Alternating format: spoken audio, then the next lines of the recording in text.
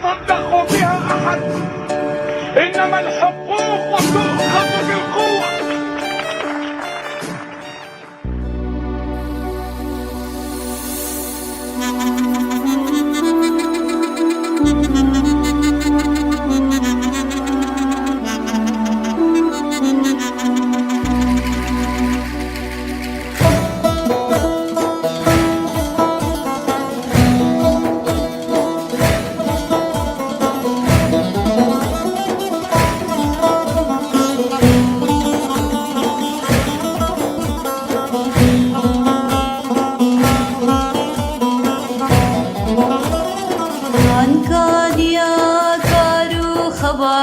كاني دبستانا والله كاني شيخ بابي مراد كاني معشوقي خزنوي كاني معشوقي خزنوي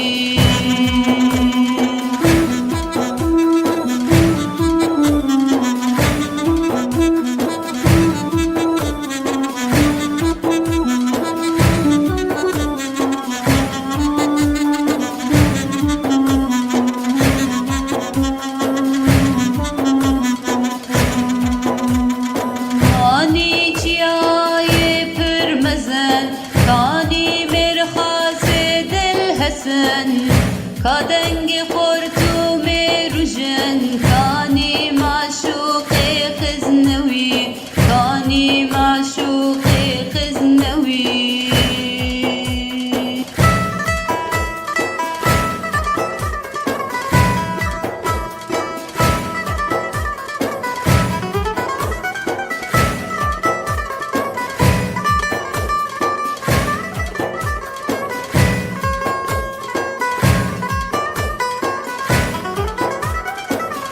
خزنوي كان خشبا كاني برجير ولوان كاني شفال كاني هبان كاني معشوقي خزنوي كاني معشوقي خزنوي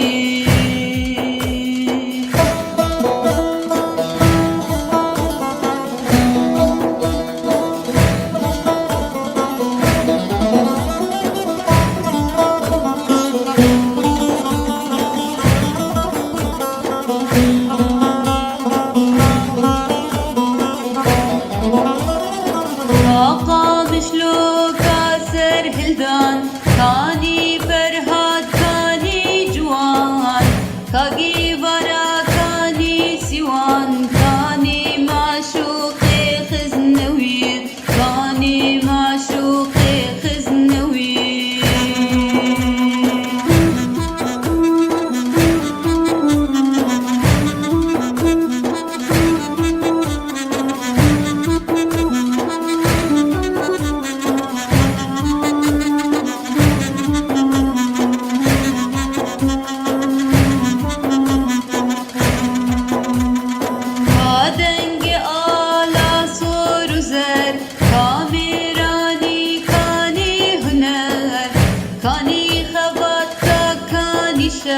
كاني معشوقي خزنوي كاني معشوقي خزنوي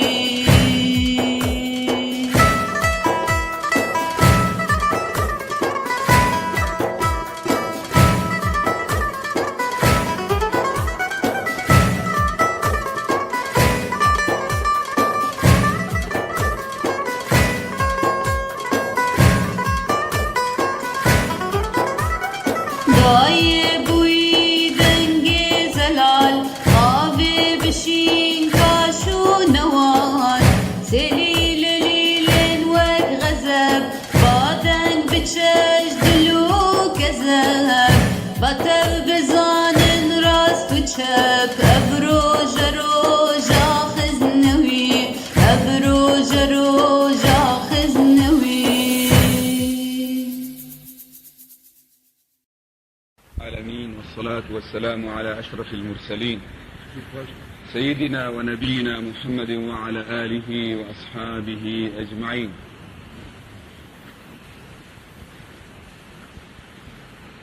طبعا حديثنا مستمر حول المفطرات مفطرات الصيام.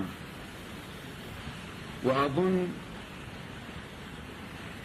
أننا اليوم بعد أن مهدنا البارحة وبينا حقيقة ما نقصده بلفظ المفطرات، لا يخطر ببال أحد أننا نتحدث عن مفطرات الصيام في شهر رمضان، إنما نتحدث عن المفطرات بمعنى المذهبات للثواب، المعنى الذي قصده سيدنا محمد عليه الصلاة والسلام يوم قال: من أفطر يوما من رمضان بغير عذر لم يقضه صيام الدهر كله.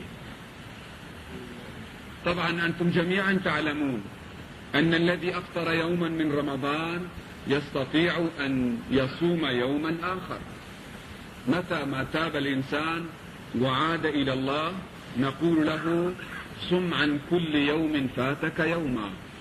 هذا يعني أنه ثمة فرقا بين المفطر بمعنى المفسد للصوم وبين المفطر بمعنى المذهب للثواب. المفطر بمعنى المفسد للصوم هو أمر صغير، هو أمر بسيط، وإذا أردت أن تجبره بإمكانك أن تجبر هذا اليوم الذي أفسدته بصيام يوم. إنما الشيء الخطر والذي أذهب بحقيقة الدين من بين تصرفاتنا هو المفطرات بمعنى المذهبات للثواب. وبدأنا نحن بالمفطرات اللسانية، أي المذهبات للثواب عن طريق اللسان. وابتدأنا أولا بالحديث عما لا يعنيك، فإذا تجاوزت هذه المرحلة ستدخل في الحديث الفضولي، وإذا تجاوزت هذه المرحلة ستخوض في الباطل، وإذا تجاوزت هذه المرحلة ستصطدم بآخرين وتضطر أن تجادلهم وأن تماريهم بغير علم ولا معرفة. فإذا حصل الجدل ووصلت إلى هذه المرحلة من إطلاق عنان اللسان ستدخل في المرض الخامس أو المفطر الخامس، وهو الخصومة. موضوع درسنا اليوم الخصومة، أحد آفات اللسان التي ذمها الله سبحانه وتعالى ورسوله ونهيا المسلمين عن الدخول في مثل هذا الباب. والخصومة تعني مزيدا من القول ومزيدا من الحركة اللسانية واللجاج من أجل تحقيق مطلب. أنا أحاججك وأجادلك وأشغل لساني بك وأحاول أن ألقي عليك المزيد من الكلمات التي أعتبرها بالنسبة إلي قذائف أرميها على الهدف، والقصد هو جلب مال أو جلب نفع بالمعنى العام، سواء كان هذا النفع ماديا أو كان هذا النفع معنويا. وهذا الخصام بشكله العام، وقبل أن نفصله نستطيع أن نقول إنه عمل مذموم بغض النظر عن البيان والتفصيل. مجرد الخصام ومجرد تبادل الحديث على سبيل الخصومة هو عمل مذموم. ولذلك قال النبي عليه الصلاة والسلام: إن أبغض الرجال إلى الله الألد الخصم، العدو الذي يخاصم، الرجل الذي زاد في الخصومة، لأن الخصم صيغة مبالغة ومن باب فاعل، وربما الكثير منكم يعلمون صيغ المبالغة فعال إلى آخره، ومن جملته فاعل كملك. الخصم أي الكثير الخصومة. لم يقل المخاصم، لأن المخاصم قد يكون مدافعا عن الحق، لذلك قال أبغض الرجال إلى الله الألد الخصم. ويقول أيضا عليه الصلاة والسلام من جادل في خصومة بغير علم لم يزل في سخط الله حتى ينزع منه. من هذين الحديثين نستطيع أن نفهم ما المذموم من الخصومة أو ما المذموم من المخاصمة وما الذي لا يذم. الذي يذم أولا الكثير، الخصومة الكثيرة أي المتجاوزة حدود الاعتدال إلى درجة أن الرجل يفهم بالخصومة. وأنتم تعلمون في الحي، في البيت، حتى في البيت من بين أفراد العائلة 5 6 10 تجد أن أحد الأطفال، أحد الأولاد خصم، أي أنه كثير الخصومة لإخوانه. من بين أبناء الحي تجد رجلا معروفا بأنه كثير الخصومة لأبناء الحي على أي مسألة. ربما أطفال يتصايحان أو يتقاتلان أو يتراميان بنوع صغير من الحجر، تجد أن هذا الرجل قد قامت قيامته. وهكذا ربما في البلدة، وربما في المجتمع الكبير وفي الأمة، وربما سنجد على مستوى أعلى في القيادات. وقد يشتهر رجل من رجال التاريخ المعاصرين أو الذين مضوا يشتهرون بأنهم خصمون، أي شديد الخصومة، يا ويل اللي يعلق معهم كما يقولون. هذا الباب المذموم. الباب الآخر الذي يذم يدل عليه الحديث الثاني من جادل في خصومة بغير علم. الباب الثاني إذا كان في البيت طفل خصم، وفي الحي رجل خصم، وفي البلدة عائلة خصمة، في السوق تاجر خصم، فالنوعية الثانية أكثر، المخاصمون بغير علم، الذي يخاصمك ويبادلك الكلام ويحاججك ويرمي بك كثيرا من الألفاظ الثقيلة أو الخفيفة وهو لا يعلم لما، بغير علم أصلا. وأنتم تعلمون كثير من الجهلة وكثير من العوام في كثير من حالاتهم يخاصمون، وأشد الخصومة حين تتعلق بالقضية بالدين. نحن نجد أن في مدينة من المدن الإسلامية أو في قرية من قراهم أو في بلدة في بلد من بلاد المسلمين تجد هناك طوائف، طائفة وطائفة، يتصايحان، يتخاصمان، يتجادلان، وغالبا ما تكون حول قضية تافهة لا تتعلق بمصلحة المسلمين ولا بقضية تشريعية عامة ولا بخط عريض من خطوط الدين، إنما القضية تتعلق في غالب الأحوال بالمصالح التي يتنافس عليها زعماء هاتين الطائفتين أو الجماعتين.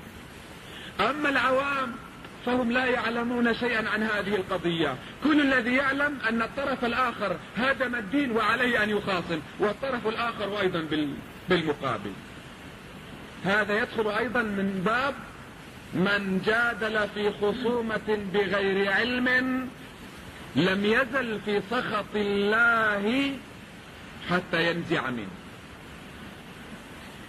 من هذين النوعين من الخصومات فهمت أن المظلوم الذي يخاصم الظالم من أجل تحقيق حقه ومن أجل الدفاع عن قضيته العادلة، هذا لا يسمى خصما ولا يسمى مخاصما بغير علم. هو لا يتجاوز الحدود حتى يسمى خصم، وهو يعلم لما يخاصم، إذا لا يمكننا أن نذمه. نعم سنقول له إن الإسلام وإن الله ورسوله وإن أباحا للمسلم أن يدافع عن حقه وأن يطالب بماله أو جاهه أو أي شيء يتعلق به، وإن أعطاه الإسلام حق الدفاع عن نفسه والرد على الأعداء بالمثل ومن اعتدى عليكم فمن اعتدى عليكم فاعتدوا عليه بمثل ما اعتدى عليكم. مع كل هذا الأولى للمظلوم أيضا ترك المخاصمة. إذا نحن حين نتحدث عن إنسان خصم فنقول إنه يرتكب كبيرة، إنه يفطر، إنه يذهب ثوابه. وحين نتحدث عن أناس جهل يخاصمون بغير علم نقول إنهم يفطرون، إنهم يدخلون في كبيرة، يذهبون ثوابهم، يحبطون عملهم. أما حين نتحدث عن المظلوم الذي يخاصم فنقول إنه يفعل ما أباحه له الشرع، غير أننا نرغبه في الطرف الآخر ونقول له وأن تعفوا وتصفحوا لهو خير للشاكرين. ونقول له أيضا أنت أيها المسلم إذا أخذت حقك فربما تجاوزت حقوقك في الطلب. أنا أطالبك ب10 ليرات صحيح، وحين أخاصمك وحين أطالبك وحين أحاججك فسأحقق هدفي وسأخذ منك 10 ليرات، لكن اللسان لا تستطيع أن تضبطه، ونخشى أثناء مطالبتك أن تتجاوز الحدود في مطالبتك وأن تهين صاحبك وأن تعتدي عليه بلسانك فتنقلب إلى ظالم بعد أن كنت مظلوما.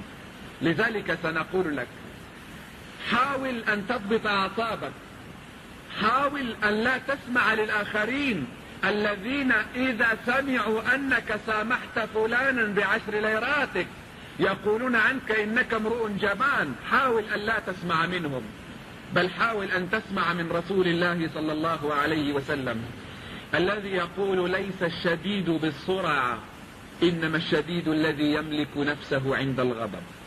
إذا أردت أن تكون رجلا شهما قويا شجاعا شديدا بين جماعتك وأهل قريتك لا تظن أن المقاييس هي السرعة، هي قدرتك على مصارعة الآخرين ومقاومتهم ومباطحتهم وأخذ الحقوق منهم والاعتداء عليهم بمثل ما اعتدى عليك. لا، النار لا يطفأ بالنار. إذا أردت أن تكون رجلا في عرف رسول الله صلى الله عليه وسلم لا في عرف مجتمعك المريض، فاعلم أن الشديد هو الذي يملك نفسه عند الغضب. وإذا أرادت نفسك أن لا تكتفي بهذا المقدار حاول أن تضرب على سندان قلبك بمطرقة قول الله عز وجل وعباد الرحمن الذين يمشون على الأرض هونا وإذا خاطبهم الجاهلون قالوا سلاما. إذا أردت أن تكون من عباد الرحمن الذين يباهي الله بهم ملائكته فاستمع إلى الله من هم الذين إذا خاطبهم الجاهلون لا يتجاهلون لهم، لأنك لو خاطبت الجاهل لنزلت أنت إلى مستواه. ولما سماه جاهلا؟ لأن كل إنسان يخاطبك بالسب والشتم واللعن وغير ذلك من الألفاظ البذيئة هو جاهل، ولولا أنه جاهل لما ارتكب. لا تقل إنه ليس جاهلا، إنه عاقل، إنه عالم، إنه واعي. لا، حتى لو كان عالما وواعيا وعاقلا ومثقفا ما دام يخاطبك بألفاظ قذرة فهو جاهل في عرف الله وبحكم الله عز وجل. إذا خاطبهم الجاهلون قالوا سلاما. ويقول الله أيضا ولا تستوي الحسنة ولا السيئة ادفع بالتي هي أحسن فإذا الذي بينك وبينه عداوة كأنه ولي حميم.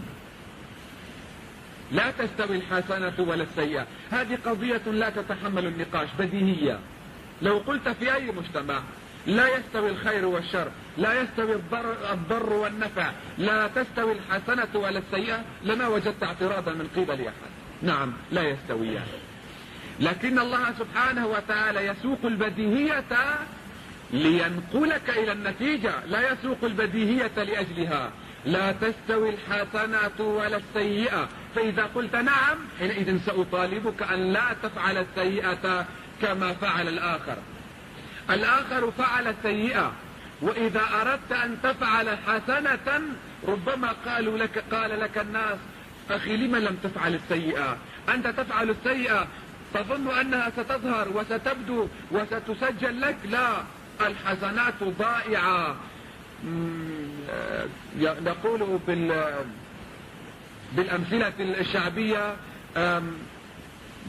وهو اللفظ مقذر لا أريد أن أذكره في المسجد، من فعل بالآخر كذا بقي له.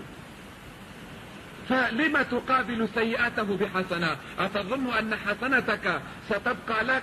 لا، كل شيء مستو في عرف المجتمع.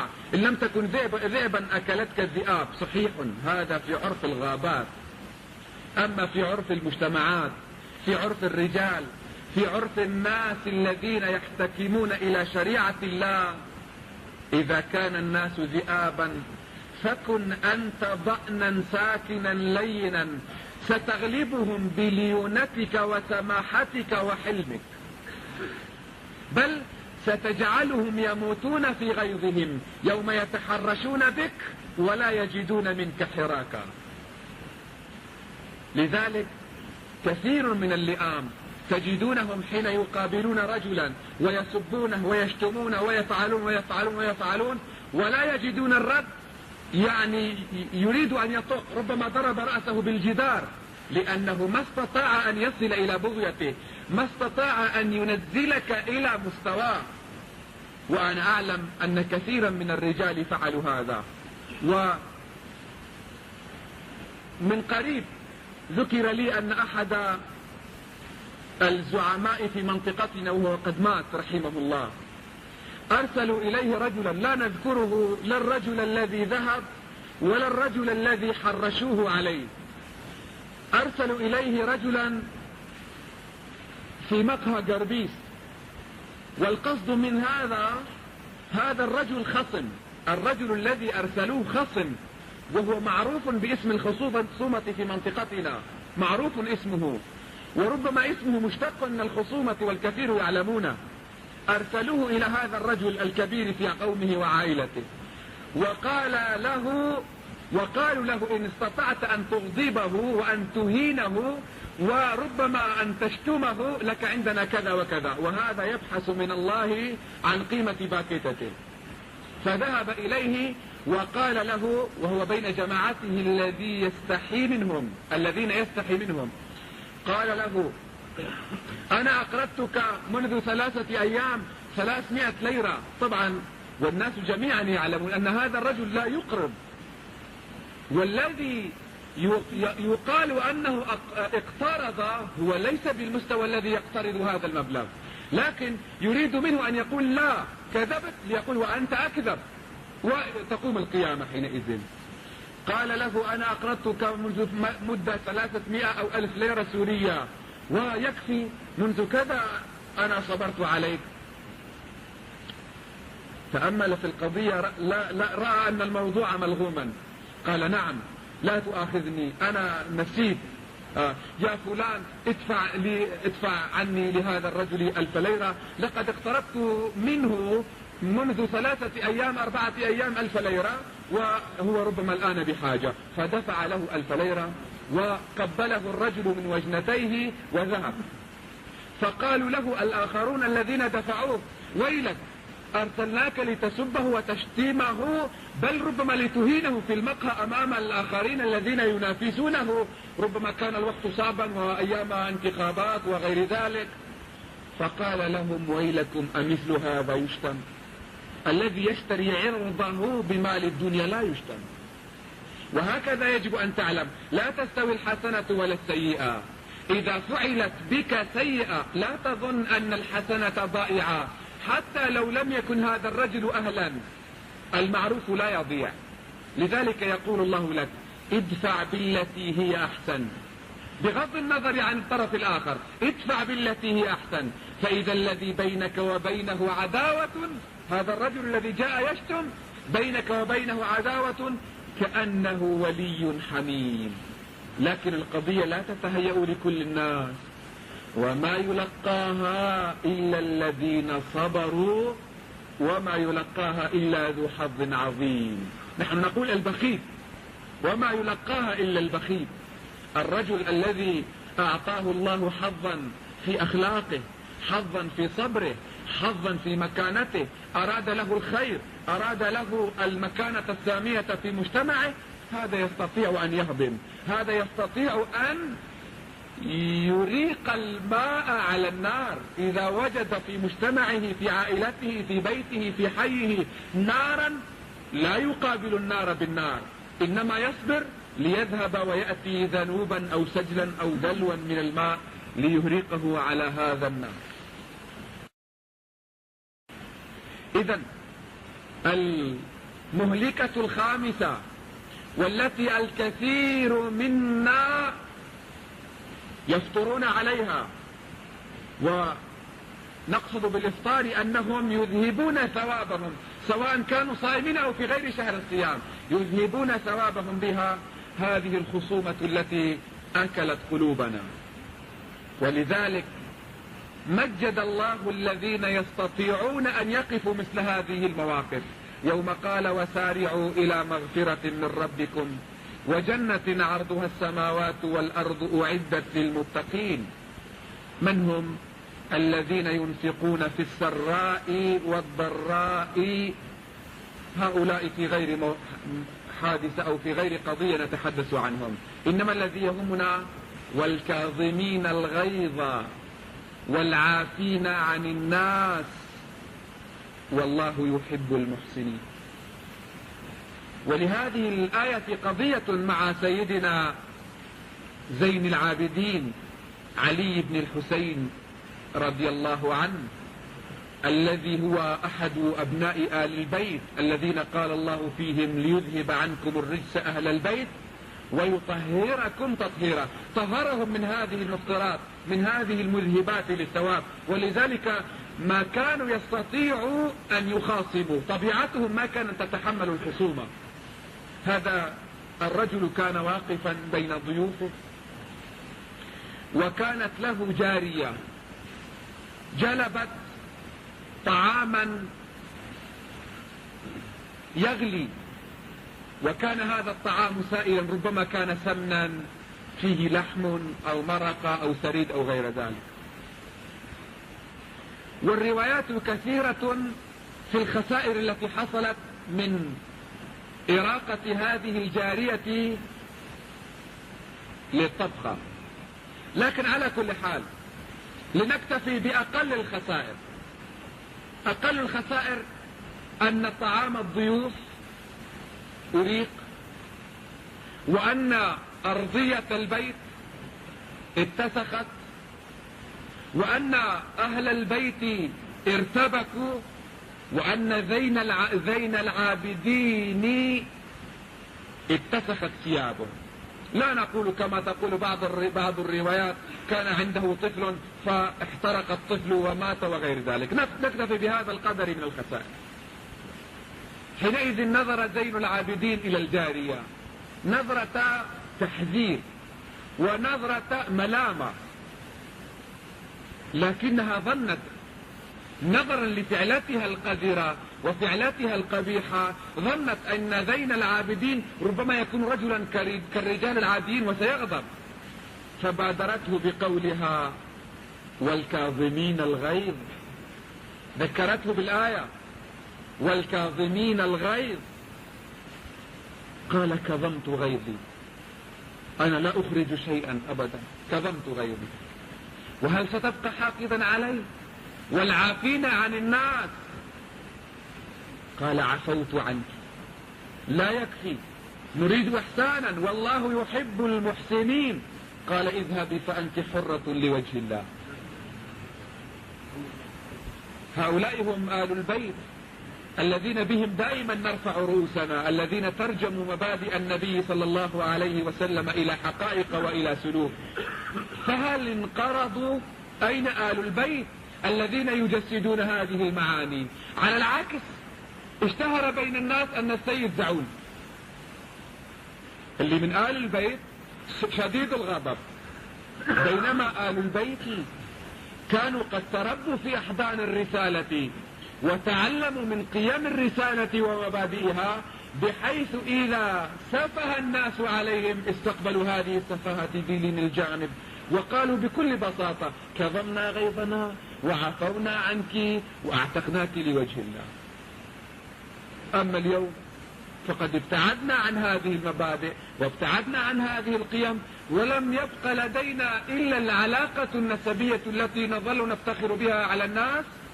ولذلك هذا الافتخار وهذه المكانة التي أعطيناها كرامة لسيدنا رسول الله صلى الله عليه وسلم، كرامة لعين تكرم ألف عين، لأجل هذا نرى لنا فضلا على الناس. ولذلك بأدنى غلطة يتنرفز هذا الرجل ويغضب ويقوم الدنيا ويقعد، وربما نده جده لينتقم من هذا الرجل من أجل أمر تافه.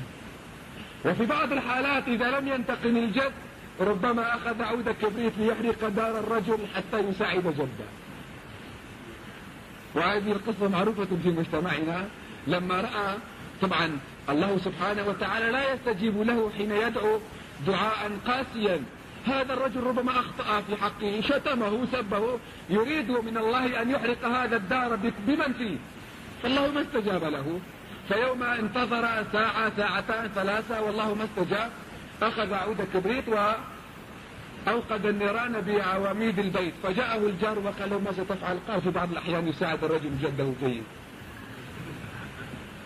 نسي كظم الغيظ ونسي العفو ونسي الإحسان ونسي أن زين العابدين هو جده، وعليه أن يكون ممثلا لمبادئ هذا الجد بين الناس. طبعا نحن نقول هذا الكلام من أجل أن نشرح مرضا في مجتمعنا، لا أن نطعن في بعض الأشخاص، وإلا فكل آل البيت إذا لم أقل على رؤوسنا لم يقبل أحد فعلى رأسي وحدي.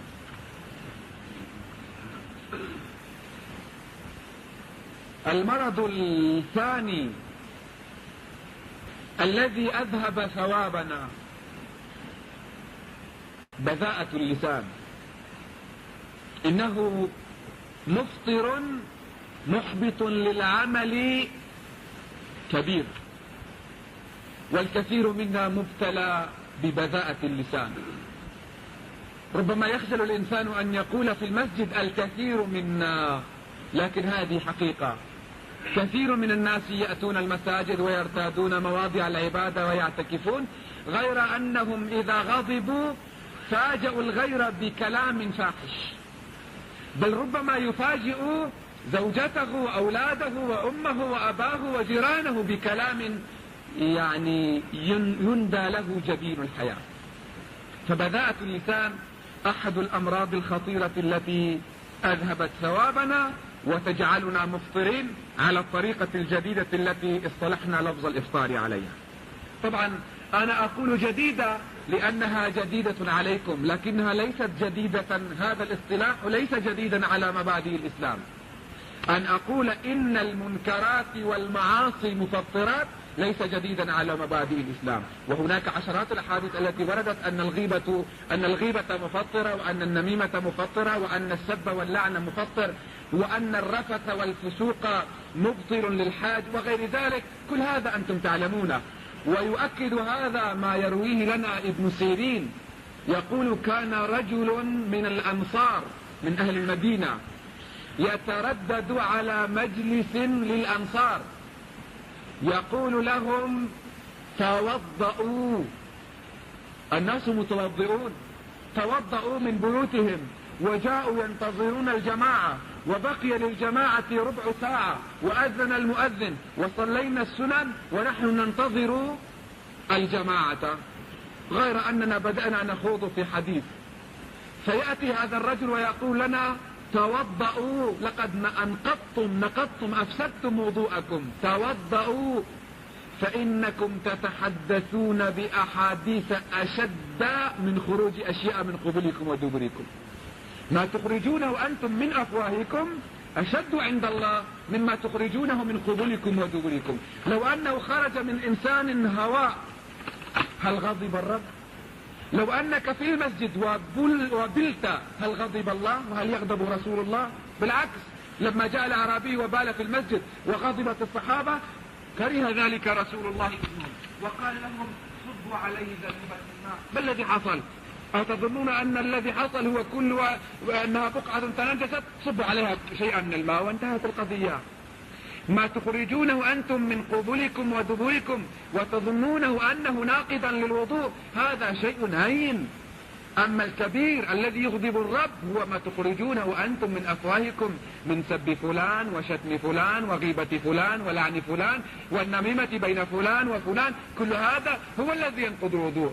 فعلى هذه الطريقة نستطيع أن نقول إن ثمة نواقض للوضوء كثيرة وكثيرة، أي مذهبات للثواب. ونحن لازلنا ضمن هذا الباب وضمن هذا المصطلح نقول إن المفطرات كثيرة، ونحن في باب بذاءة اللسان والفحش من الكلام. يقول في ذلك رسول الله: إن الحقوق أيها الإخوة لا يتصدق بها أحد، إنما الحقوق تؤخذ بالقوة. خرج من عباءة مشايخ السلطان، عشقته العقول قبل القلوب. معشوق الخزنوي، الشيخ الذي أرعب النظام فقتلوه. في الأول من حزيران عام 2005 أعلنت وزارة داخلية النظام السوري عثورها على جثة الشيخ الدكتور محمد معشوق الخزنوي في قبر قرب مدينة دير الزور بعد 3 أسابيع من اختفائه، وهو ما وصفه محبوه بالمسرحية المفضوحة. من هو معشوق الخزنوي ولماذا قتل؟ محمد معشوق هو الابن الثالث للشيخ عز الدين الخزنوي، ولد في قرية تل معروف التابعة لمدينة القامشلي عام 1958 نافعة. فأنا أنهيت دراساتي في ضمن المراحل الإعدادية والثانوية في سوريا، والمرحلة الجامعية أنهيتها في الجامعة الإسلامية بالمدينة المنورة عام 84 ميلادية. ثم بعد ذلك أنا انشغلت في مجال الدعوة والتدريس والتعليم، وكنت أنا طبعا متزوج مبكر يعني، وأنا رب أسرة، وأبنائي ربما يصغرون عني ربما بفارق سن قليل جدا. أكمل الشيخ معشوق دراساته العليا في الشريعة الإسلامية ونال درجة الدكتوراه عن أطروحته التقليد وأثره في الفتن المذهبية.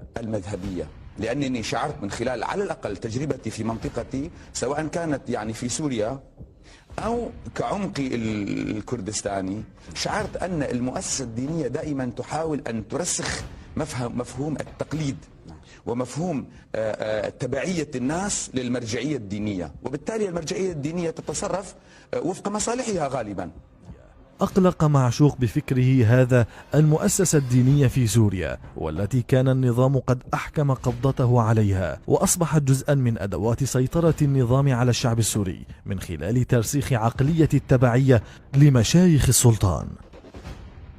النقطة الفاصلة في حياة الشيخ كانت الانتفاضة الكردية عام 2004، حيث اعتبر أن الموعد حان ليصعد من خطابه وينتقل إلى الخطاب الثوري المباشر العلني للشعب الكردي بضرورة الثورة على النظام. وكانت أبرز خطبه وأكثرها تحديا للنظام في 8 نيسان 2005 يوم الذكرى السنوية الأولى لمقتل فرهاد محمد، أحد ضحايا الانتفاضة الكردية الذي قتلته أجهزة النظام الأمنية تحت التعذيب.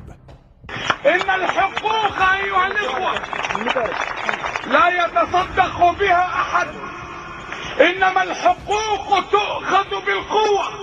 في 4 أيار ألقى الشيخ خطبته الأخيرة، والتي طالب فيها النظام بعدم حرمان الأكراد من حقهم في الجنسية السورية، جنسية بلادهم، والسماح لأطفالهم بالدراسة بلغتهم الأم اللغة الكردية. بعد الخطبة الأخيرة ب6 أيام اختطف الشيخ الخزنوي من قبل مجهولين في مقر إقامته في دمشق ضمن مركز الدراسات الإسلامية عند ساحة الميسات بجانب وزارة الأوقاف، والذي كان فيه الخزنوي حاضرا ونائبا لرئيس المركز. بعد اختفاء الشيخ خرجت مظاهرات في مدينتي القامشلي ودمشق، واتهم المتظاهرون أجهزة النظام الأمنية باختطافه وطالبوا بالإفراج عنه. كما أدانت منظمات حقوقية عالمية وأحزاب سياسية كردية وعربية الاختفاء القسري للشيخ، وطالبت بالإفراج الفوري عنه. لم يعترف النظام بمسؤوليته عن الخطف، واعتقل عددا من المتظاهرين وطارد أنصار معشوق في 30 من أيار من دوار المحافظة في دمشق إلى ساحة باب توما، حيث فرق المظاهرة بالقوة.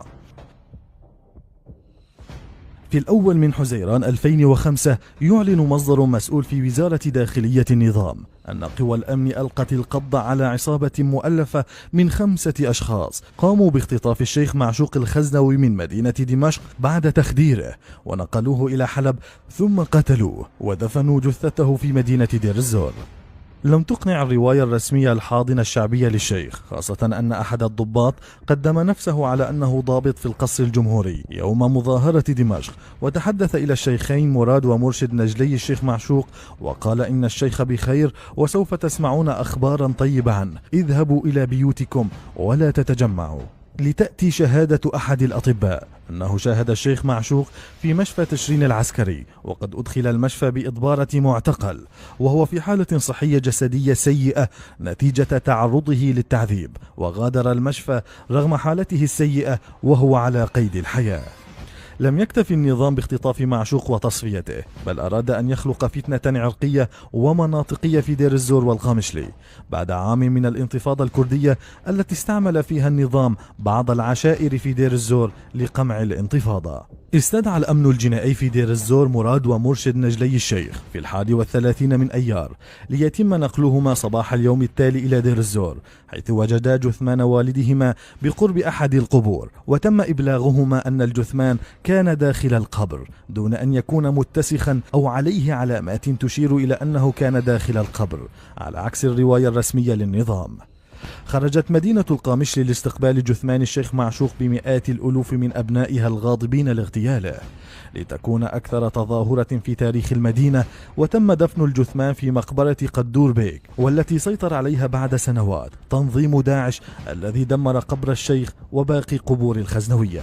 لم تتوقف مسرحية النظام عند تصريح وزارة الداخلية، بل عرض على تلفزيونه الرسمي ما أسماه اعترافات المجموعة التي خطفت الشيخ وقتلت، وتم استدعاء نجليه إلى دمشق وطلب منهما الادعاء ضد أفراد المجموعة، لكن نجله الشيخ مرشد طالب برفع القضية ضد ماهر الأسد وقال إنه يمتلك أدلة تدينه، وهو ما رفضه قاضي التحقيق، وأبلغه أنه يستطيع الادعاء ضد الثلاثة الذين ظهروا على التلفزيون فقط، وهو ما رفضه نجل الشيخ. بعد عامين على اغتياله نظمت مجموعة من الأحزاب الكردية مظاهرة في القامشلي إحياء لذكراه السنوية، وفضتها القوات الأمنية بالعنف واعتقلت العشرات من المتظاهرين بينهم 10 أطفال. غير الشيخ معشوق الخزنوي قواعد اللعبة التي كان يمارسها النظام بجعل المؤسسة الدينية أحد أذرعه التي يعتمد عليها في السيطرة على الشعب، فجمع معشوق بخطابه الثوري الملهم قلوب الناس وعقولهم حوله، فشكل أحد أكبر الأخطار التي يخشى منها النظام، ودفع حياته ثمنا للرسالة التي طالما آمن بها، وهي أفضل الجهاد كلمة حق عند سلطان جائر.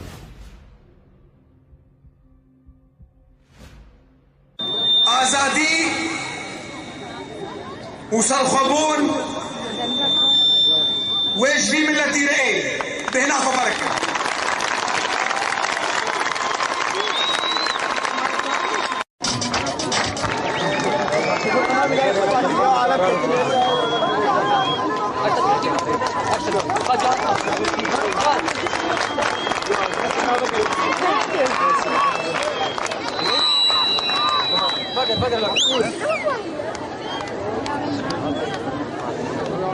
بسم الله الرحمن الرحيم.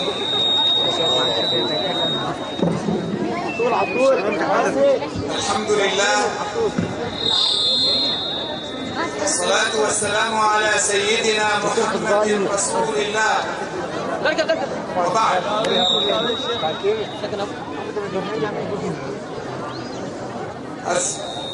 خوازم ده خبر آبیشن کرمانجی آخوی شکستی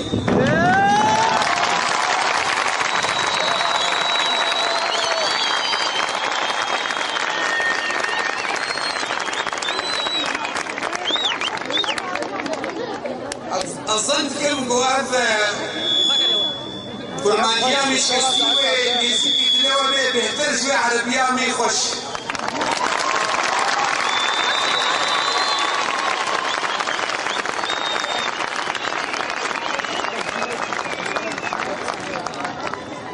واگر شکستنک کرمانجیان ذهبه نسوجي ملا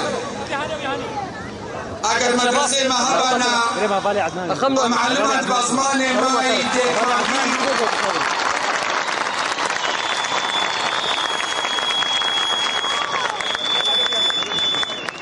چند ما کلترا ما مطلقه وی کرمانجیان بشنها باشتر بانا ولكن روكيكو مدرسه وشيربن متى مسجلين ازي كرمانجيا خوزي بك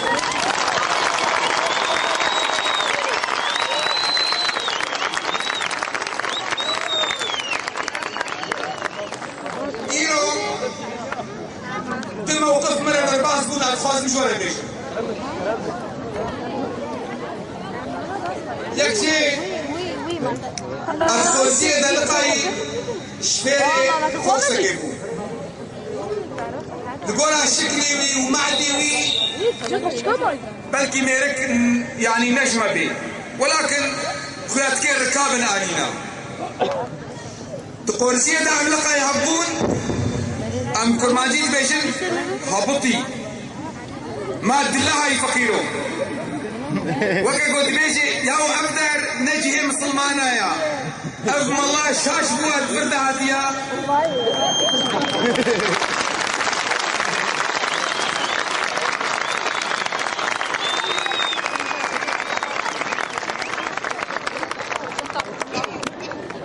موقفة الدواء بيركا كان عمرين خمنا ظلمتي وكا عمرين ديامتي نا والله كيف ترهيكي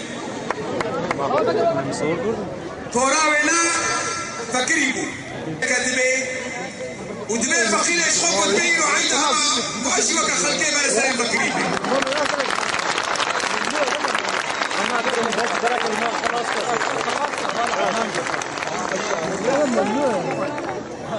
وجاء المكان تسيخوا عبيتا جلكن تربينا عبيتا بونسان مشبو جلكبو عبيتا سرسريخوا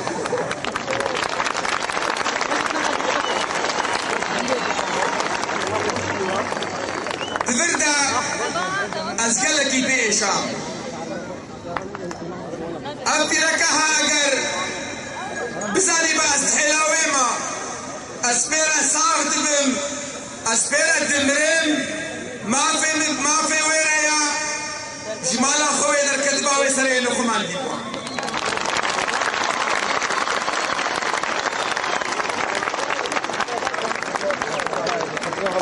ولكن ماما الله وشيخا ما قال لك يتقسل عديد حطيوي ومن لديوي ذكر جبرولهم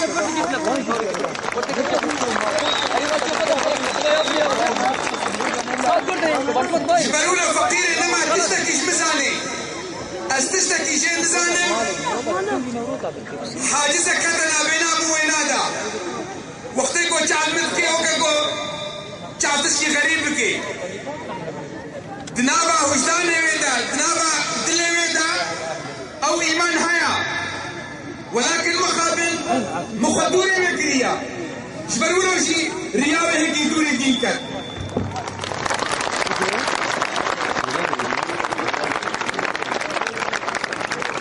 يا ددوا او سفيري وقتي کو زاني با اسبري في ملتي ما واسبيرا درابو مدرونم وكا على بيجن شبه خبر قوتن قو الدم والدم والهدم والهدم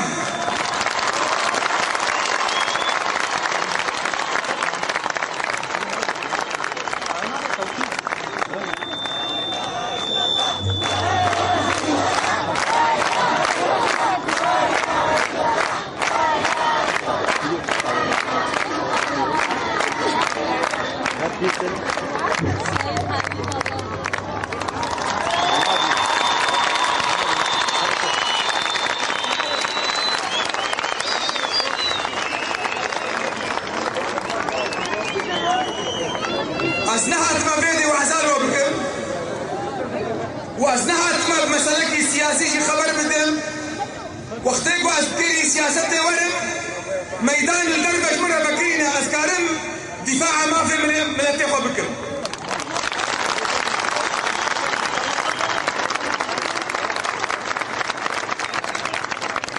هاتنا من ايرو الجموع اسخوازم شوية بيجم جشنا وبيروز بي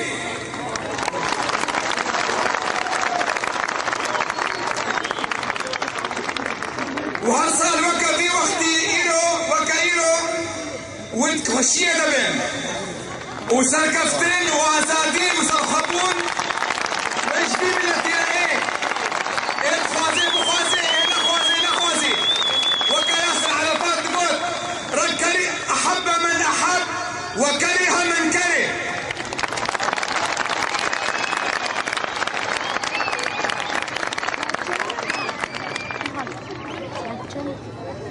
تشتاز خوازم جوا والبزن البنت ديني إسلامي دينك عالمية حق جميع شعوبها تيدا هيا نمعقولة جهل ملتين كل تيدا نبي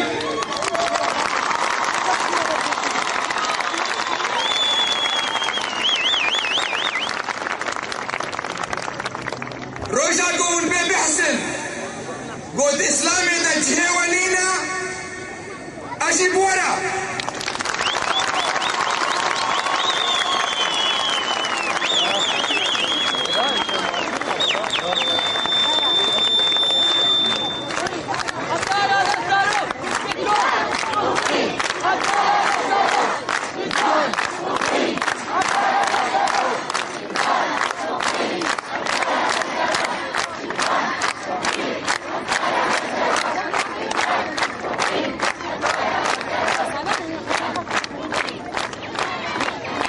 بيغمبر عليه الصلاة والسلام غزوة بدريدة هنا كمال بلاكر دا مهاجرين يعني بسمام إخوة ندى أنصار أهل مدينة اشتغالي قراها قو بيغمبر مال دا أهل إخوان ندى غريبة باكر سعد بن معاذ قو ما مقالة وصلتني من قومك اشتغاليك هاي ميحيا والسرمد اشتغلن قو هي كما وصلتك يا رسول الله او خبراك هايتا ولا ما قلتيها رابو بخبر خوازي سعد بكي هبالي اخوان دا كرمت ملتين ويلا بيشتغلي قو ما قولك انت ما تتبيشي سعد اب بخبر سعد تتبيشي نا مخابرات بيشنا معشوق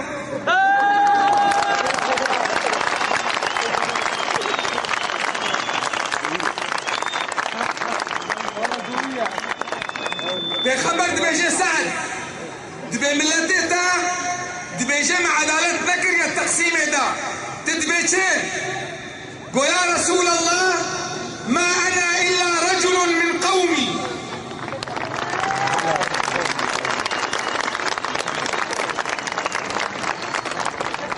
أصخوازم البزان بن ما أنا إلا رجل من قومي أزيك في ملتي هاما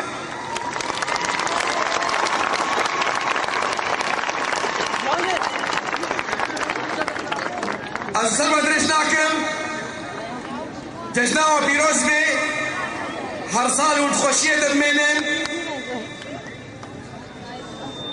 آزادي وسرخبون ويش في ملتي رأي بهنا خبرك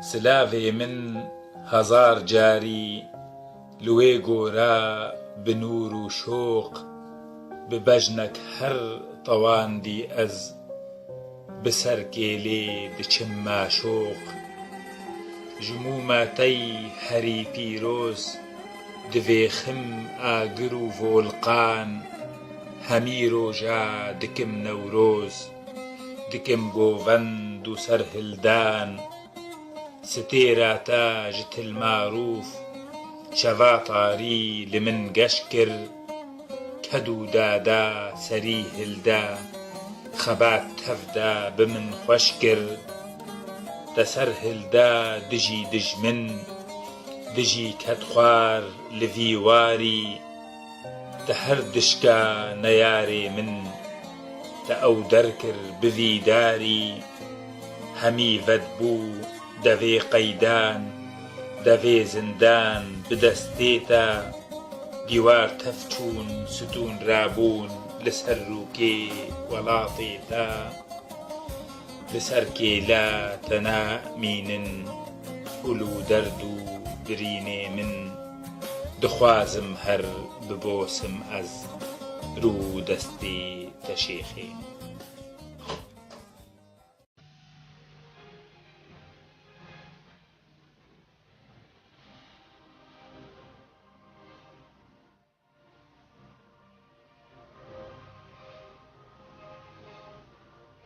وبركاته، ويسعدني أن ألتقي بكم في موضوع جديد عبر هذه الحلقة، وهو الإسلام والعلمانية.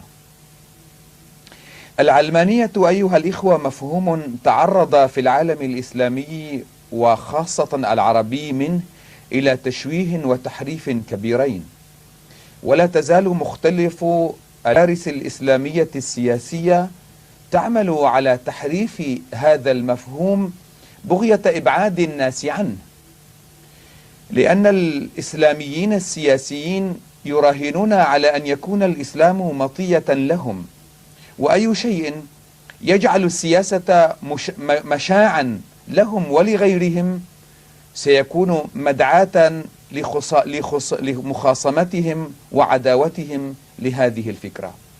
بداية هم يخاطبون المسلمين على أن العلمانية مفهوم غربي مستورد، ولأن كل شيء غربي ليس بالضرورة أن يكون سيئا. أقول لا تضر العلمانية أنها جاءت من عالم غربي، فالديمقراطية وتداول السلطات والتعددية وغيرها من المعاني رسختها حضارة العالم الغربي في هذا العصر، ونحن كمسلمين وإن كانت لنا سوابق ولنا أصول في مثل هذه القضايا، لكن هذا التطبيق العملي وهذا التقنين لمثل هذه المبادئ شيء جديد علينا، وديننا الإسلامي يحبذ أن نأخذ بها من باب الحكمة ضالة المؤمن، أينما وجدها كان أولى بها. حتى الإسلاميون السياسيون بل حتى المتطرفون نجدهم يتعاطون مع أشياء غربية دون حرج. حتى الذين يمارسون التفجير ضد الغرب يستعملون التلفزيون ويستعملون الانترنت ويستعملون كل وسائل الحضارة الغربية. لما؟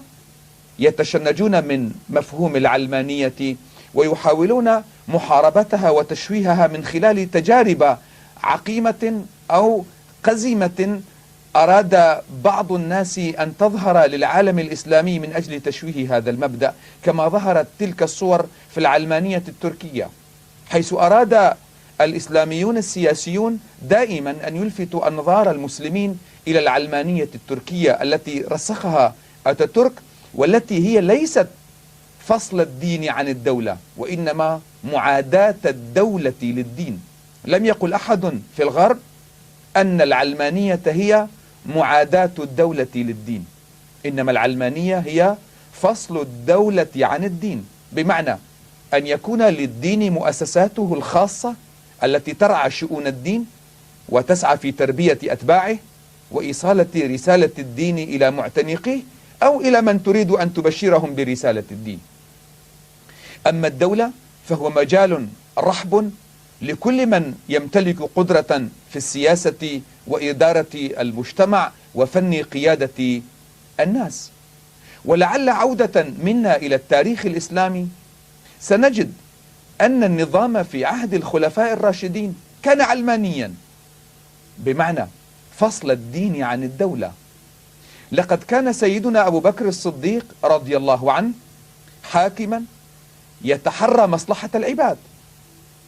نعم، هم مسلمون وينطلقون من خلفية إسلامية، وليست العلمانية معاداة لقيمهم ومبادئهم هم حتما سيتحركون وفق هذه المبادئ والقيم، لكنهم كانوا يفصلون بين الدين والسياسة.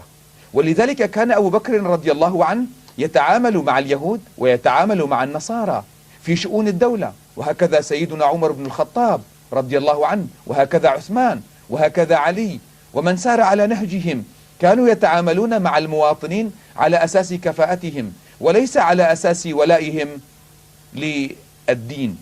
وهناك الكثير من الكتبة والوزراء والذين أبدعوا في خدمة الدولة الإسلامية والخلافة الراشدة لم يكونوا مسلمين، وقد ظهر ذلك في الدولة الأموية بارزا، وبرز بشكل أكثر في الدولة العباسية. لقد حرص المسلمون دائما على أن يتعاملوا مع الناس على أساس كفاءاتهم وقدراتهم.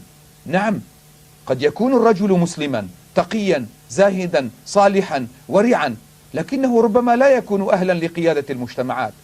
وقد سأل على عهد النبي عليه الصلاة والسلام مجموعة من الصحابة، سألوا النبي عليه الصلاة والسلام أن يوليهم أمارات أو ولايات، لكن رسول الله صلى الله عليه وسلم كان ينأى بهم عن هذه المناصب كأبي هريرة وأبي ذر وعمار وأمثالهم كثيرون.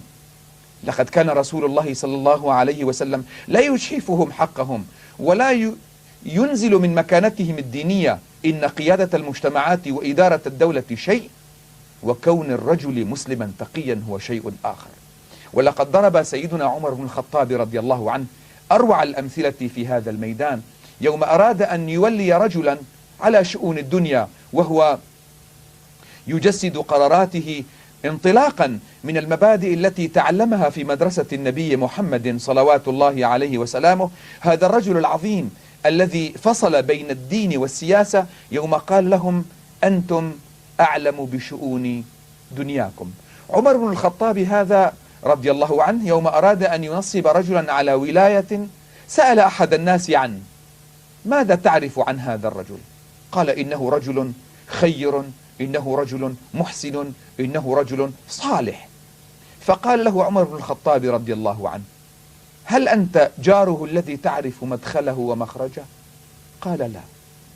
قال: هل أنت تعاملت معه بالدينار والدرهم؟ قال: لا.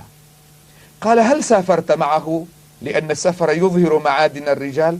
قال: لا. قال: لعلك رأيته في المسجد يصلي ركيعات يطيل ركوعهن وسجودهن؟ قال: نعم. قال: اذهب فإنك لا تعرفه. إن عمر بن الخطاب رضي الله عنه بهذه المقولة وهذا القرار يريد أن يبين لنا أن أساس تعاملنا مع الناس وأساس توليتنا للرجال في مناصب الدولة وإدارة المجتمعات ليس هو ركيعات تصليهن في المسجد تطيل ركوعهن وسجودهن، إنها علاقة بينك وبين ربك نمدحك عليها ونحمدك عليها ونتمنى لك القبول بين يدي ربك. لكن أن تقود مجتمعا وأن تدير إدارة وأن تقود جيوشا تحتاج هذه القضية إلى مقومات أخرى.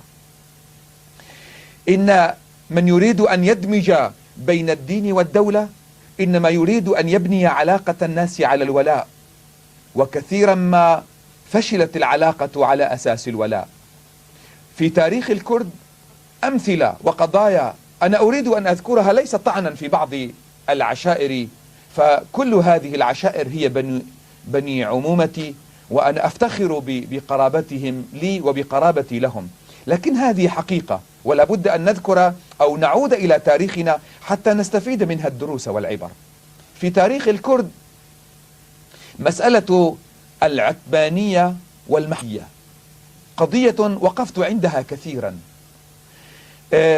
يقول المثل أو تقول القصة إن رجلا كان راكبا دابته وقف إلى جانب قرية كردية في منطقة أومريان على نبعة ماء، كانت على النبعة امرأة طلب منها ماء، فقالت المرأة لها: هل أنت محمودك أم عتمانك؟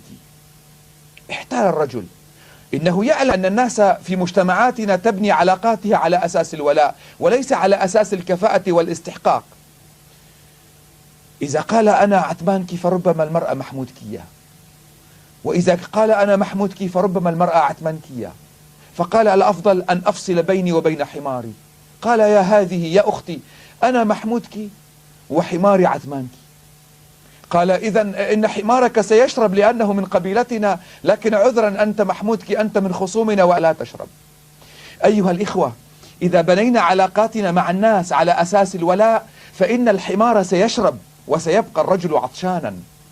إذا بنينا أساس علاقاتنا مع الناس على أساس الدين، على أساس الولاء للآخرة، وعلى أساس الولاء للمبادئ التي نعتنقها ونؤمن بها، سيتولى إدارتي مسلم بسيط جاهل، وسأهمش رجلا يزيديا أو مسيحيا ربما يكون عبقريا في مجاله، رجل ربما تعلم غرب مجال الكمبيوتر أو الانترنت، لكنه رجل غير مسلم، إنه مواطن يعيش معي ويحرص على سلامة بلدي، وقد تعلم وبذل سنوات عمره من أجل أن يرفع من سوية شعبي.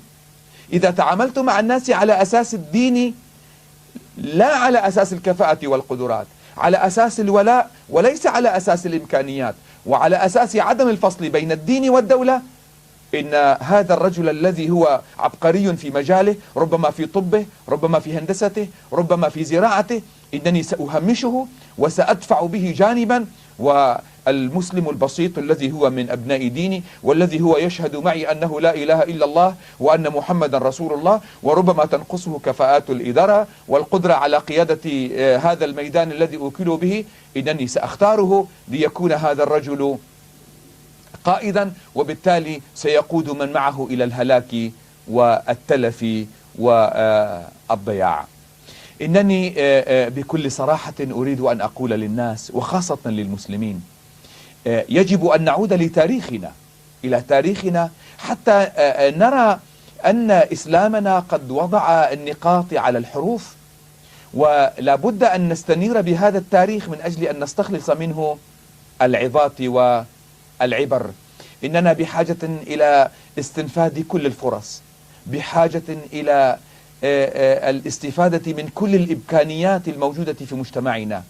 إن الذين بنوا علاقاتهم مع الناس على أساس الولاء، أنا مثلا أعلم في إدارات كثيرة في دولنا التي عشناها كان مدير الدائرة أو مدير المدرسة لا يعين إلا إذا كان من الحزب الحاكم. تجده في المدرسة الواحدة 20 مدرس، كلهم أكفأ من المدير وأكثر قدرة على إدارة هذه الأكاديمية، ربما فيها 1000 أو 1500 طالب، فيها أكثر من 500 مدرس. المسألة تحتاج إلى كفاءات وقدرة، لكن الذي يعين فقط هو الذي ولاؤه للحزب، هو الذي ينتمي إلى هذا الحزب الحاكم، بينما رجل الكفاءة يهمش. إنني من باب وضع النقاط على الحروف، ولأنني مسلم وأعلم أن الإسلام قد توجر به، وخاصة من قبل الأحزاب الإسلامية كثيرا، لأن السياسة إذا كانت مشاعا لكل الناس سوف لن نجد إلا فرصة تتناسب مع قدراتنا، وربما قدراتي لا تسمح لي أن أخذ موقعا معينا. لقد رأيت في الغرب مظاهر كثيرة لفتت نظري بين المسلمين. كنت في الفترة سابقة في أوروبا، كانوا يسألونني عن اللحم الشرعي، اللحم الحلال. هذا اللحم الذي نأكله في أوروبا هل هو حلال أم حرام؟ كنت أقول لهم استغلوني واستغلوا هذا الوقت الذي أنا فيه قبل أن أشتري مجزرة، لأنني إذا عدت إلى أوروبا مرة قادمة واشتريت لي ملحمة ومجزرة سأكتب أيضا على باب متجري إن لحمي فقط هو الحلال. أيها الإخوة، إن الإسلام قد سمح لكم أن تتناولوا لحوم كل الناس في أوروبا. طعام الذين قال ربنا طعام الذين أوتوا الكتاب حل لكم، والناس في أوروبا إما يهود أو نصارى، فطعامهم حل لكم.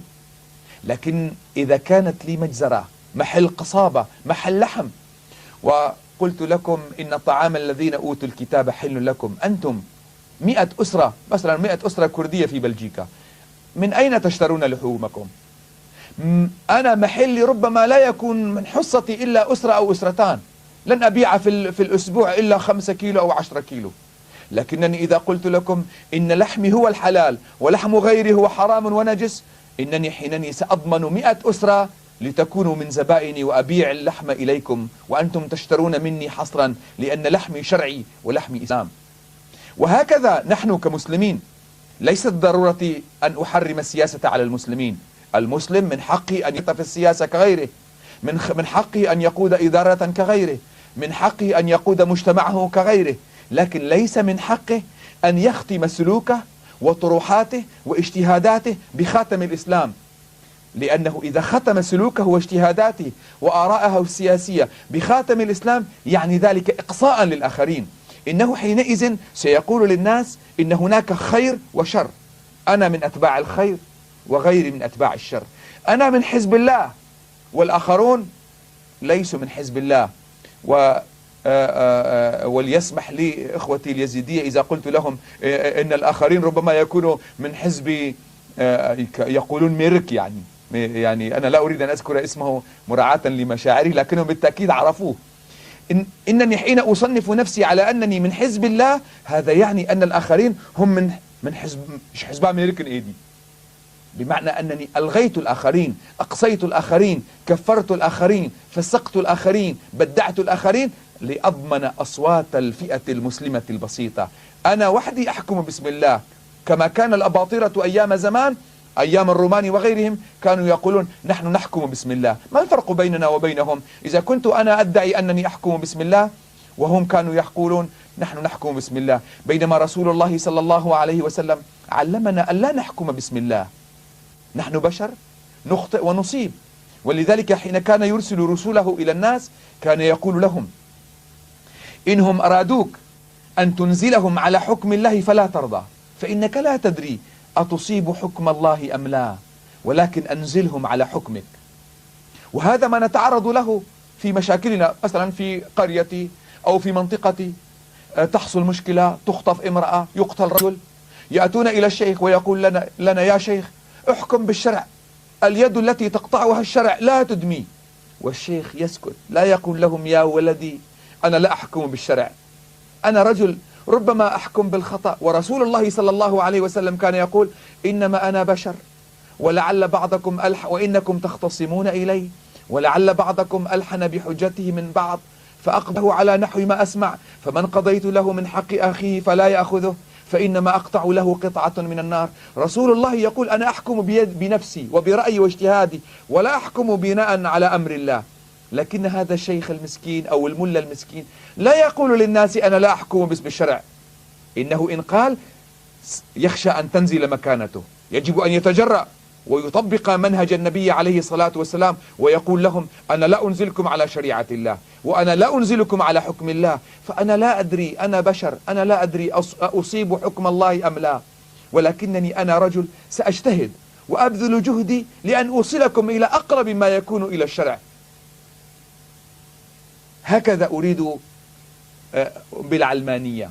ليست العلمانية ما يريده الناس أن يغرسوه في أذهانكم بمعنى معاداة الدولة للدين. هناك الكثيرون أنا التقيت بهم قادة أوروبا مسيحيون يدخلون الكنيسة ويسمعون لموعظة القس ويتباركون بالكنيسة ولهم أيام كغيرهم يدخلونها بمعنى أنهم مؤمنون حسب ديانتهم، لكنه لا يأخذ دينه إلى البرلمان، لا يأخذ دينه إلى وزارة الخارجية، ويتعامل مع المواطنين جميعا على أساس أنهم مواطنون. ومع الأسف نحن كمسلمين نسينا أن رسول الله صلى الله عليه وسلم هو أول من جنب الدين عن المواطنة. يوم دخل المدينة المنورة وقع وثيقة المدينة، وهي الوثيقة التي يجب على المسلمين أن يفتخروا بها. نحن أول من فصل الدين عن الدولة، أول دولة أقيمت على وجه الأرض دولة دينية أقيمت على أساس غير ديني هي دولة المدينة المنورة. بناها رسول الله وهو رسول الإسلام وهو حامل رسالة الدين، بناها على أساس غير ديني يوم وقع اتفاقية المدينة بين الأوس والخزرج وهم مسلمون وبين يهود المدينة ومشركيها وبقية العرب ممن يلوذ بهم وهم كانوا مشركين، يوم قال النبي عليه الصلاة والسلام إن محمدا ومن معه من الأوس والخزرج ويهود المدينة هم أمة دون من سواهم.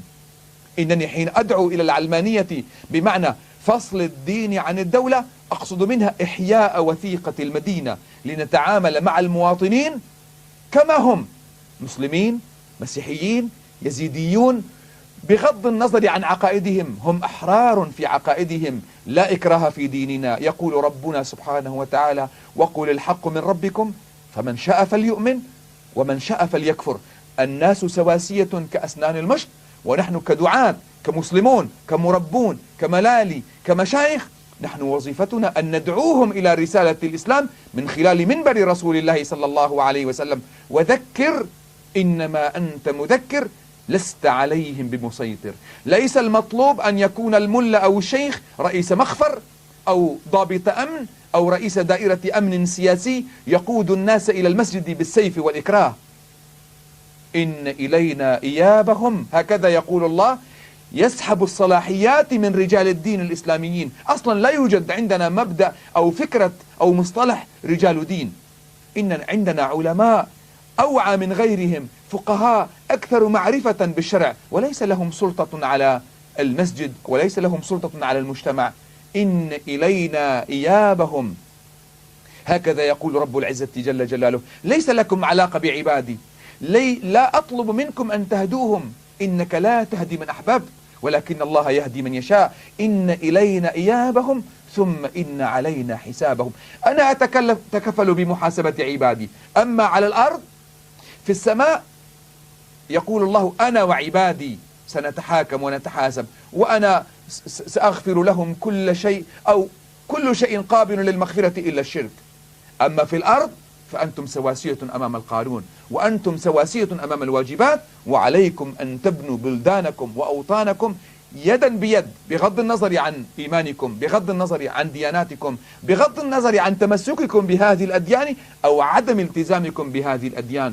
أنتم في الدنيا يجب أن تعيشوا تحت مظلة قول رسول الله صلى الله عليه وسلم يوم قال: الخلق كلهم، ولم يقل المسلمون، الخلق كلهم عيال الله، وأحبهم إلى الله أنفعهم لعياله.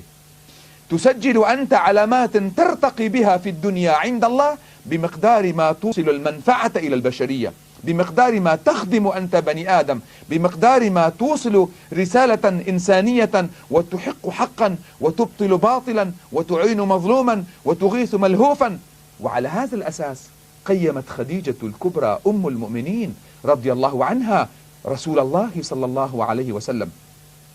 نبينا محمد عليه الصلاة والسلام، المسلمون جميعا يعلمون أنه يوم جاء من غار حراء أول ما أنزل الله عليه اقرأ، جاء وهو تعب، وهو يقول: زملوني زملوني، دسروني دسروني، أصيب بالحمى، وهو يخشى الهلاك. لكن خديجة كانت تطمئنه وتقول: لن يخزيك الله ولن يضرك الله. لما لا يخزيه الله؟ كانت تستشهد خديجة بهذا، تقول: إنك تغيث الملهوف وتعين على نوائب الدهر. إذن قيمت خديجة رسول الله صلى الله عليه وسلم على أساس خدماته، على أساس علاقته ببني البشر، على أساس علاقته بعباد الله. أنت رجل تحرص على كرامة الإنسان، حقوق الإنسان، إحقاق الحق، إغاثة الملهوف، إعانة المظلوم، لن يخزيك الله. وهكذا كان، لم يخزيه الله، وصار نبي هذه الأمة الذي وصلت رسالته إلى أصقاع الدنيا. لكننا مع الأسف اليوم نحن بسلوكياتنا، بأخطائنا، بمتاجرتنا بمبادئه، نحن نقزم دعوته، نحن نضيق الخناق على إسلامه. يجب أن نعود خطوات إلى الوراء، إلى منهج النبي عليه الصلاة والسلام، ومنهج خلفائه الراشدين، ومنهج صحابته، لنفصل بين حقائق الإسلام المقدسة وبين اجتهادات الرجال وبين ممارسات الرجال. إن أوروبا لم تتقدم إلا بعد أن فصلت بين ما يدعونه بالنص المقدس الذي هو الإنجيل لديهم أو التوراة، وبين ممارسات الكنيسة. ممارسات الكنيسة كانت مملوءة بتصرفات خاطئة وسلبية أعاقت مسيرة أوروبا، ولذلك اضطر الأوروبيون أن يهمشوا مسيرة الرجال ويبعدوا اجتهادات الرجال، لأنها جهود بشرية وتجارب قابلة لأن تكون صحيحة وقابلة لأن تكون خاطئة. نحن اليوم يجب أن نطبق حديث رسول الله صلى الله عليه وسلم: الحكمة ضالة المؤمن، أينما وجدها كان أولى بها. يجب أن نفصل بين نصوصنا المقدسة الكتاب وسنة رسول الله صلى الله عليه وسلم الصحيحة، وبين ممارسات الرجال واجتهادات آبائنا وتراث أجدادنا. نعود إلى هذا التراث، نأخذ منه الجذوة ونترك الرماد. ليس ذلك طعنا في أجدادنا، إن الرماد الذي يوجد في موقد أجدادنا يوما ما كان جمرة، لكن اليوم أصبح رمادا. يجب أن نوقد جمرات على جمرات أجدادنا، لنوقد شعلة تضيء الدرب أمام هذا الجيل الذي يراهن علينا، لنضيء الدرب أمامه بعلم ونور، نبني المستقبل معا من أجل أن تنهض أممنا التي أصبحت متأخرة، وبيننا وبين الأمم المتقدمة بون شاسع. يجب أن نستنهض كل الطاقات من أجل أن نضعها، الملتزمة دينيا وغير الملتزمة دينيا، يجب أن نستنهضها ونجعلها في خندق واحد يدا بيد من أجل أن نبني هذا البلد وهذا الوطن وهذه الأمة، ونلحق بركب الأمم المتحضرة. كفانا متاجرة بالمبادئ والقيم، وكفانا عبثا بها، وكفانا عودة إلى عهود الظلام التي سادت أيام الدولة العثمانية، بل حتى في أيام الدولة العباسية والأموية لم تكن هي خيرة بشكل كامل، ولم تكن نيرة بشكل كامل. إن مسيرة أجدادنا فيها الخير وفيها الشر، يجب أن نعود إليها، نبحث عن الخير فنطورها ونستثمرها، ونتجنب عن الشر، امتثالا لقوله سبحانه وتعالى حين قال: الذين يستمعون القول فيتبعون أحسنه، وقوله تعالى: أولئك نتقبل عنهم أحسن ما عملوا. إذن هناك أشياء أخرى لن نتقبلها منهم، لكن أحسن ما عملوا نتقبلها منهم، يتقبلها الله منهم، ونحن كأجيال جديدة جاءت من بعدهم نحن أيضا نتقبلها ونطورها من أجل خدمة المجتمع. إن العلمانية التي أقولها يجب أن يحملها المسلمون، لأن العلمانية إذا حملها غير المسلمين فلن تكون إلا علمانية أتاتورك، بمعنى معاداة للدين. لكن إذا المسلمون هم من تلقاء أنفسهم قالوا إن نصنا المقدس يجب أن يكون فوق الملاحظات، ولن نسمح لأحد أن يتاجر بهذه النصوص، إن الإسلام هو ملك الجميع. الأحزاب التي تعمل كيسار، والأحزاب التي تعمل كيمين، والأحزاب التي تعمل كحياد، وهكذا كل وشتى الإيديولوجيات، إنها كلها من هذا الأرض، إنهم جميعا مسلمون. لا يمكن لجماعة معينة قد يكونوا 1000 أو 10,000 أو 100,000 يأتوا ويقول نحن مسلمون، نحن حملة كتاب الله، نحن الذين سنعيد عهد الخلافة الراشدة، أما هذه الأحزاب الأخرى فهي خارجة عن دائرة الدين. إننا بهذا نقصي الغالبية العظمى من المجتمع. نحن كمسلمين يجب أن نقول لهم: افصلوا مؤسساتنا الدينية. إن المؤسسات الدينية في البلاد الإسلامية اليوم تعاني من قهر الدولة، ولن تستطيع المؤسسات الدينية لا في المسجد ولا في المدرسة أن تبدع وأن تخدم الإسلام وتجتهد إلا إذا فصلت نفسها عن الدولة. الكنيسة اليوم تتحرك بكل حرية، والسياسيون أيضا يتحركون بكل حرية. نحن اليوم بحاجة أن نفصل المسجد عن مؤسسات الدولة ليتحرك المسجد بكل حرية، وأنا واثق أن المسجد إذا كان حرا في خطابه، في منبره، في دعوته، في ظرف سنوات قليلة سأغير المجتمع رأسا على عقب، ليس بالسيف وليس بالسيارات المفخخة، وإنما بالحكمة والموعظة الحسنة ورسالة رسول الله صلى الله عليه وسلم التي تنبعث من القيم والمبادئ وتنبعث من مكارم الأخلاق. إن المجتمع في أرضيته مسلم، وحين يسمع رجلا مسلما شيخا عالما يتكلم بكل حرية في قيمه ومبادئه فلن يسعه لا اليميني ولا اليساري ولا الحيادي، لن يسعه إلا أن يطأطئ الرأس احتراما لقيم الإسلام ومبادئ الإسلام. آمل في لقاءات أخرى أن نضيء هذا الموضوع بشكل أكثر وبشكل أدق. أرجو الله أن ألقاكم وأنتم بخير وتوفيق وسرور. السلام عليكم ورحمة الله وبركاته.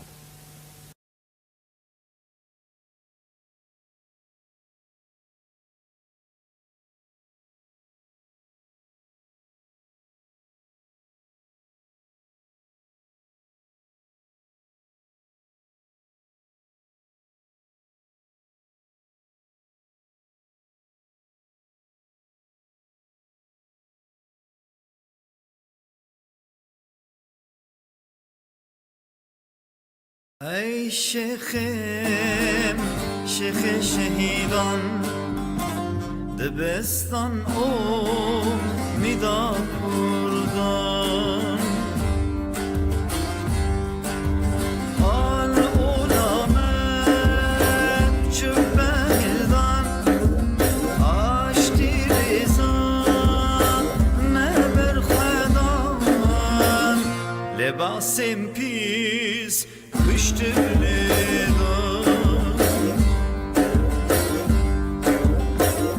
لباس پیس کشت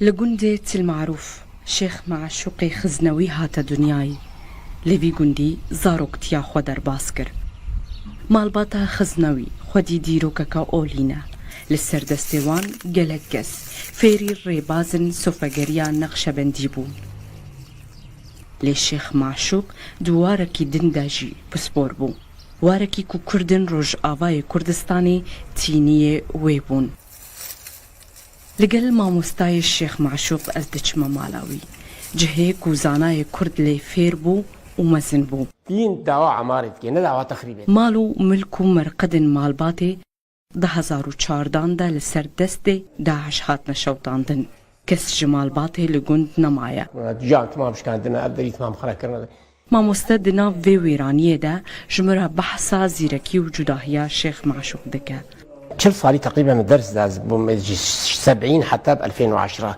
يعني 40 صالي زمان يعني تقريبا ازبهران كس وكوينا جير بو قلكي جير بو مرة دربا قلكي بيشطلابي جيري قلكي جير بو مرة دربا بو شيخ معشوق انسان يقولوا احترام دا انسانيش خو مصر وذاك خاصة يا معلمي بانا يا جيلي ما او طبقة ما يا معلم الدري هذا كيف يجير هذا وقيمتي معلمتي دايدا يعني إن الحقوق أيها الإخوة لا يتصدق بها أحد إنما الحقوق تؤخذ بالقوة لن نسمح بعد اليوم أن تنسوا شهداءكم شێخ معشوق باوەرنامەیە دکتۆرات زانستە ئۆلیدا وەرگرتبوو وی ئۆلا ئیسلامێ ژێدەرا ڕزگاری و ئازادیە گەلن بن دەست دەدیت لەوما ئۆلاخوا پارێزەری مافەی گەلێ خۆ دەدیت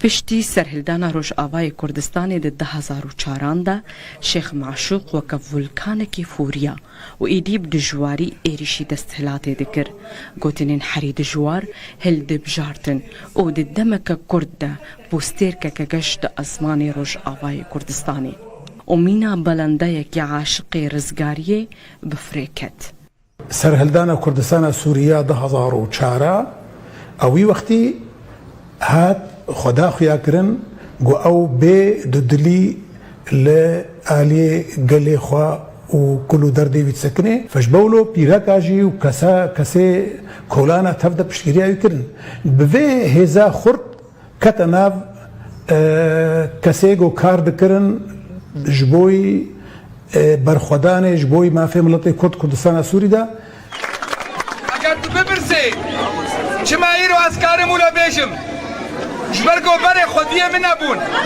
بري از أسير فرعكي مخابرات أبون كاري وبي صالة من زندان نبيلي خودانێک کاریزمەیەکە تایبەت بوو بزمانێکی زەلال و نێزیکی ئێش و دەردی خەلکێ گۆتار دەدان یەن لە مێژ دکردن و نەتگرن لە مزگەفتێ کۆم دەبوون داکولێ گوهداری بکەن لەوێ مزگەفتا بێناو و نیشان حەزکردنا نەتەوی د دلێ کوردن ڕۆژئاوای کوردستانێدا گەشتکرد دەنگ و هاوارن شێخێ ئازادیێ ترس دەخستە دلێ نەیارێن کورداندا کەسایەتیەکە وها بباندۆر مەترسی لە با دەستهێلاتێ چێ دەکرد لەوما هاتە تیرۆرکردن پشتی کۆهێویین کوردان لە ڕۆژئاوای کوردستانێ گولڤەدا بوون یەکێمە هەیە بوو دیسا مرشد مرشالی بۆ ئاپە بابێم کوشتن جمراتي كلكي من قلكي كتنها وجاني وزحمتي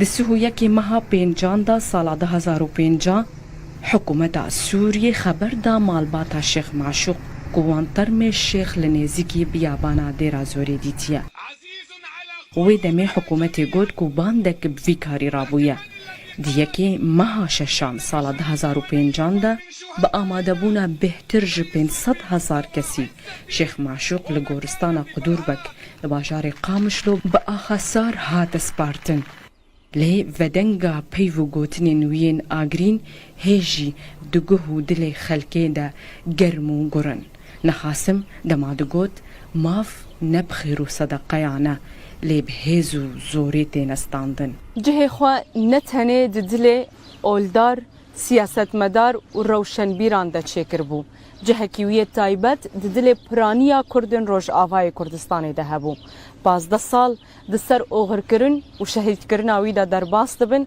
حتی نهاجی دیرو کا روش آوای کردستان کسایتیه کا وکویاوی دوباره نکریه رنگین شر رو داو قامشلو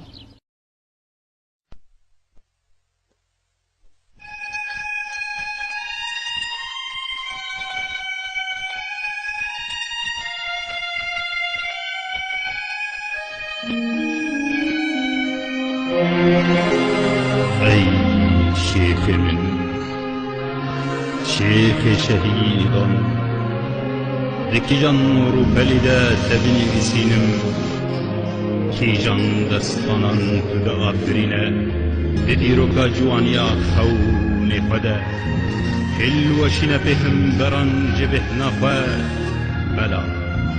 بلا جیانا کچ دریا ده متی رنگ بکه متی راستی بکه متیر میرانیا دوازده ابداری بکه دا آسمان پاک روان هبونامه شیخ من إن الحقوق أيها الإخوة لا يتصدق بها أحد إنما الحقوق تؤخذ بالقوة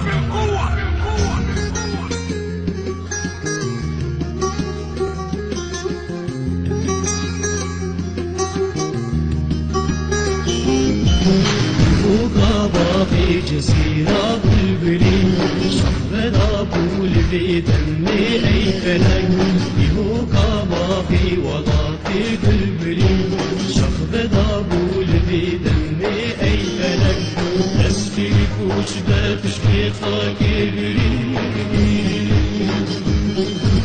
تسفيك وجبة تشبيخك برين ستيرا ورشمدنا أي فلك ستيرا ورشمدنا أي فلك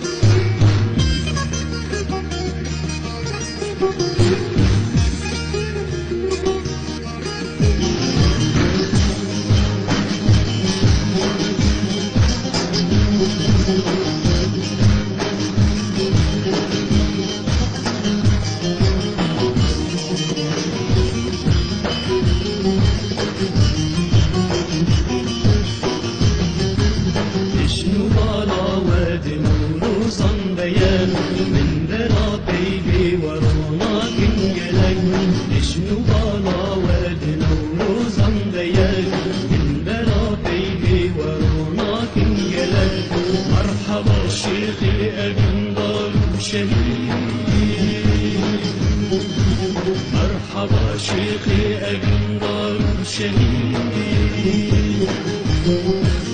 تجنع ودي يسلك شاب بلد تجنع ودي يسلك شاب بلد بحاجة إلى أن يحتفل بالموت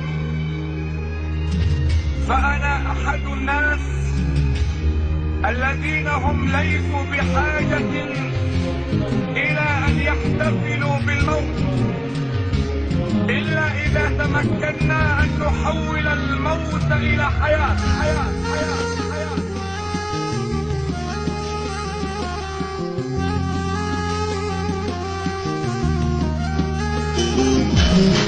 فلك كل ضنجلك آزاري بشبه ترشكي أي فلك كل ضنجلك آزاري بشبه ترشكي أي فلك عشقي طالك جوان بو كشكري معشقي طابك جوان بو كشكري بعددان شرخات أبين ضرفنا بعددان شرخات أبين ضرفنا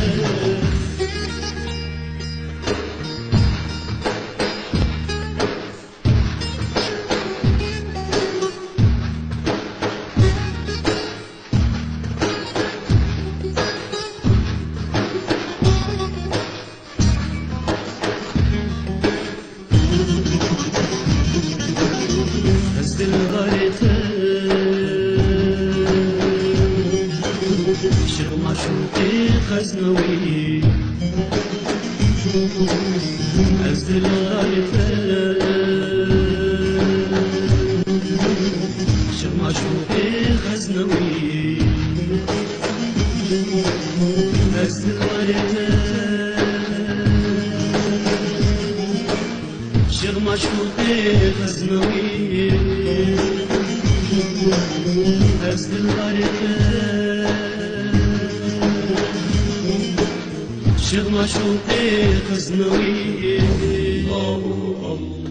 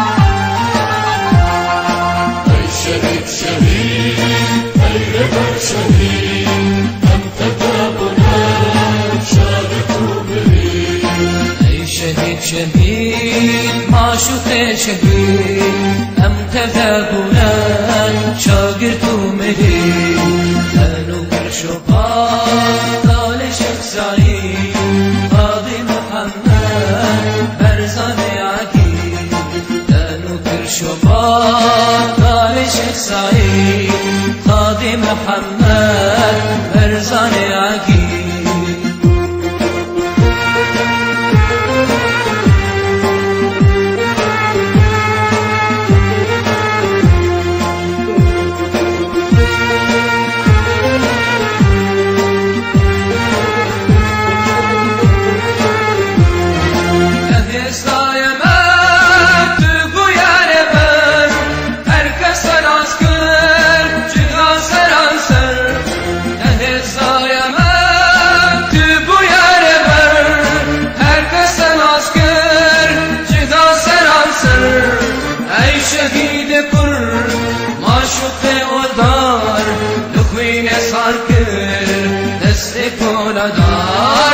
أي شهيد كل معشوق ودار دخوين ساكر دست فول دار أي شهيد شهيد أيها الشهيد أنت بابنا شادت مريد نكتب شطار قال شيخ سعيد قاضي محمد برزان عقيل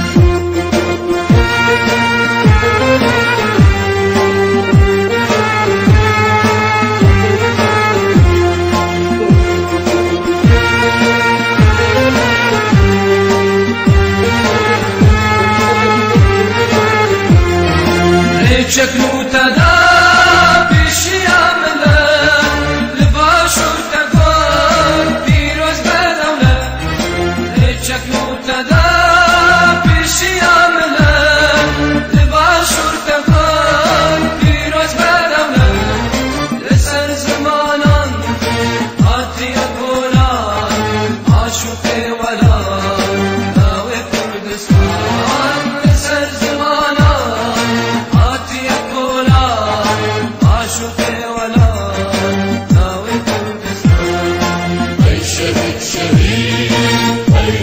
شهيد أنت بابنا شادت مريد نكتب شطار قال شيخ سعيد قاضي محمد برزان عقيل